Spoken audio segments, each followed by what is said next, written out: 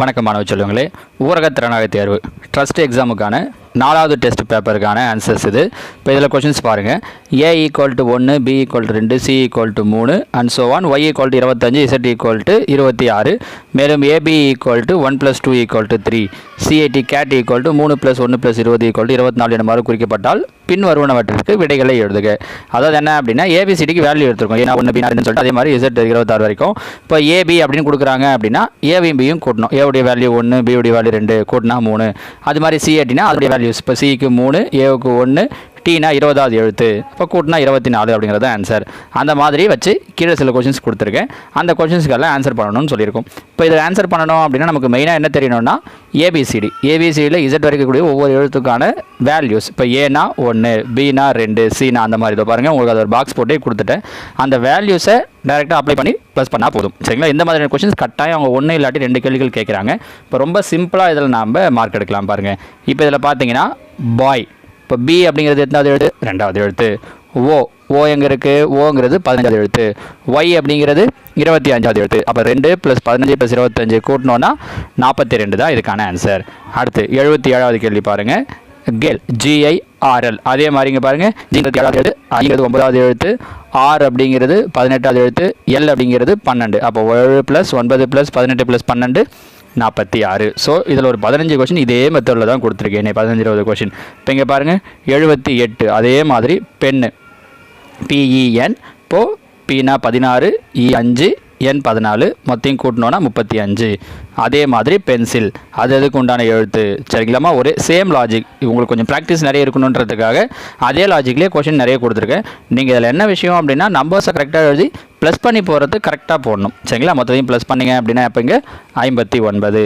அதே மாதிரி ஸ்கேலுடைய வேல்யூ என்ன அப்படின்னு சொல்லி பார்த்தீங்கன்னா மொத்தத்தையும் ப்ளஸ் பண்ணிங்கன்னா 40.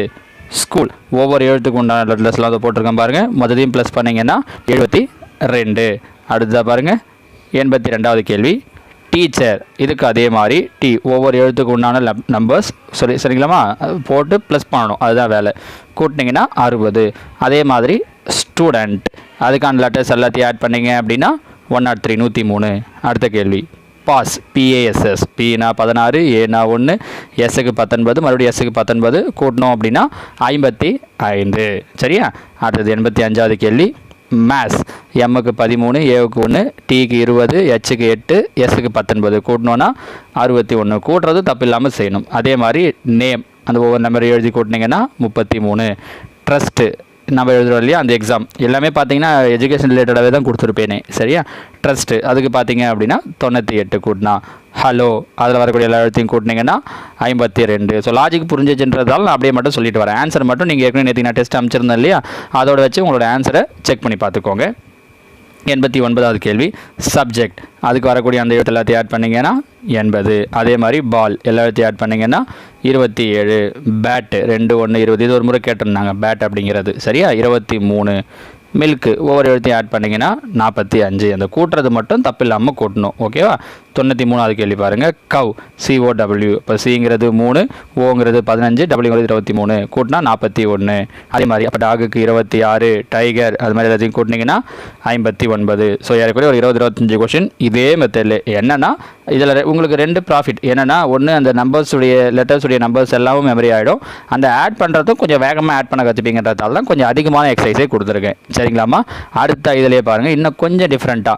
அங்கே என்னென்னா ABCக்கு லைனாக 1 2 3ன்னு எடுத்தேன் இல்லையா, இங்கே அதே கொஞ்சம் மாற்றி என்ன பண்ணியிருக்கேன்னா இப்போ பாருங்கள் 2 எழுத்து கொடுத்துருக்கேன். ஏனா 5, பினா 10ன்னு எடுத்துக்கிட்டு அதை யூஸ் பண்ணி கொஸ்டின் கேட்டிருக்கோம். A + B + A × B இன் மதிப்பு. அப்படிங்க பாருங்கள் ஏவுக்கு வேல்யூ 5 + B உடைய வேல்யூ 10 + A × B. அப்போ ஏவையும் பியும் பெருக்கணும். அப்போ 5 50. அப்போது 5 + 10 + 50 கூட்டினோன்னா 60, 65 தான் இதுக்கான ஆன்சர். அடுத்தது பாருங்கள் எக்ஸுக்கு 4, ஒய்க்கு 8, இசட்டுக்கு 12. அப்போ x + y + z இன் மதிப்பு. ஸோ 4 + 8 + 12 கூட்டினோம் அப்படின்னா 24. அடுத்த கொஸ்டின் பாருங்கள். 98. x = 2, y = 3 எனில் x + y the whole square. அப்போ ரெண்டுத்தையும் கூட்டணும். அப்புறம் என்ன பண்ணணும்? ஸ்கொயர் பண்ணணும். அப்போ 2 3 கூட்டினா 5, 5 ஸ்கொயர் பண்ணோன்னா 25. அடுத்த கேள்வி பாருங்கள். ABCD E வரைக்கும் 2 4 6 8 10ன்னு கொடுத்துருக்கேன். கொஸ்டின் கேட்குறப்ப A + B + C + D + E. அப்போ மொத்தத்தையும் கூட்டணும். மொத்தத்தையும் கூட்டினீங்கன்னா இதை பொறுத்த வரைக்கும் அவங்க லைனாக தான் கொடுக்கணும், இல்லை 1 2 3 தான் கொடுக்கணும்லாம் எதுவுமே கிடையாது.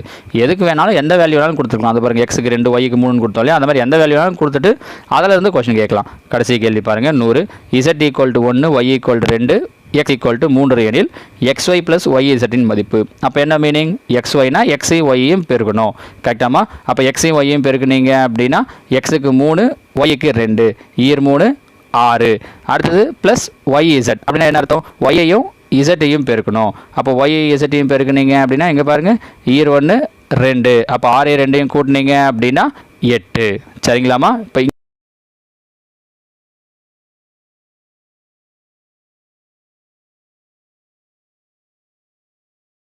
ஸோ 6 + 2 8ங்கிறது தான் நமக்கான ஆன்சர்.